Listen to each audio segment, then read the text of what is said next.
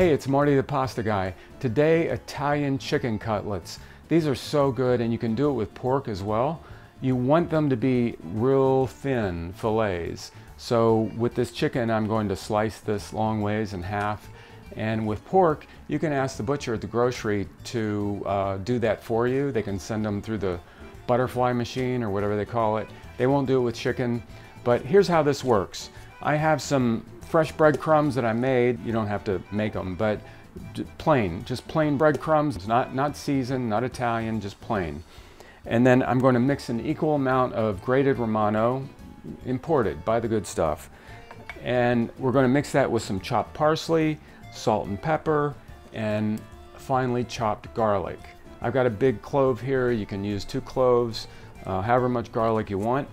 And we're going to take these fillets. If it's chicken, rinse them first, and then we're going to tenderize whatever fillets you're going to use, whether it's chicken or pork. Tenderize them, and then we're going to dip them in the scrambled egg, and then coat them with the breadcrumbs, fry them in olive oil. That's it. Let's do it.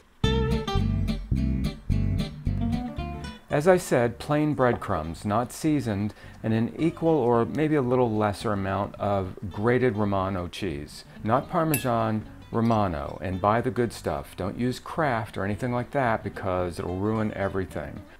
Romano is pretty salty, but we're going to add 1/4 teaspoon of salt and 1/2 teaspoon of black pepper.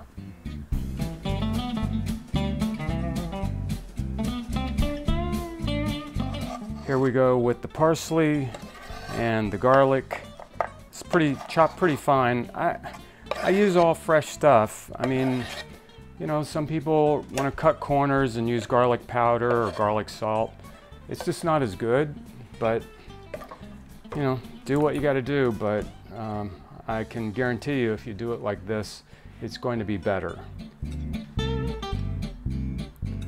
I like a lot of parsley. And I don't mind that the parsley isn't chopped super fine. I just find that, you know, it may be a little more rustic, but I love the taste.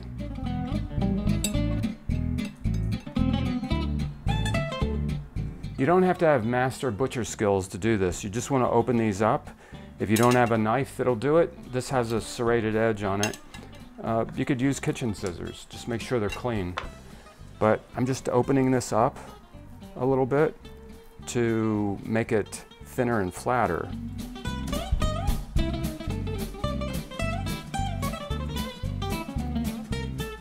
So I'm taking the thick parts and just cutting them long ways in half. So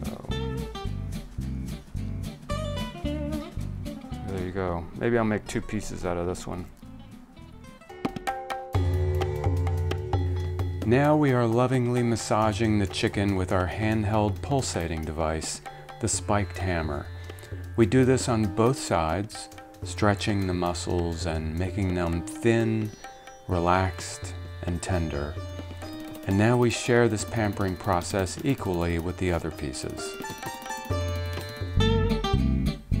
Over medium heat, we're going to generously cover the bottom of our pan, and it doesn't have to be extra virgin olive oil. You can use plain.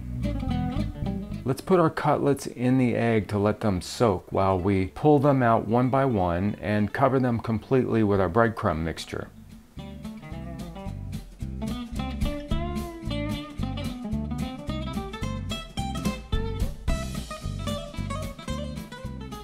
Now we're ready to lay them in the skillet and check on them frequently. We not only want them to be golden brown, but we want to make sure that they also get fully cooked. In an effort to do that, when I'm turning these, I'm making sure that the edge of the chicken that was on the outside of the pan is now on the inside, assuming the inside of my pan is a little hotter. It's just the way I do it. With all of the leftover smaller pieces from the fillets, I'm using the rest of the egg and the breadcrumb mixture, and I'm mixing them all together, and then I'll put them in the pan in the shape of another flattened cutlet. Golden brown, tender, and just so good. I didn't have any potatoes, but I did have some hash browns. I sauteed some baby zucchini. This is going to be delicious. If you need to reheat these, then cover them completely with aluminum foil and then maybe use a toaster oven because you don't want them to dry out. They're great right out of the fridge though. If you try them like that, you probably won't really feel the need to reheat them. Hey, thanks for watching. I appreciate your attention and please consider subscribing.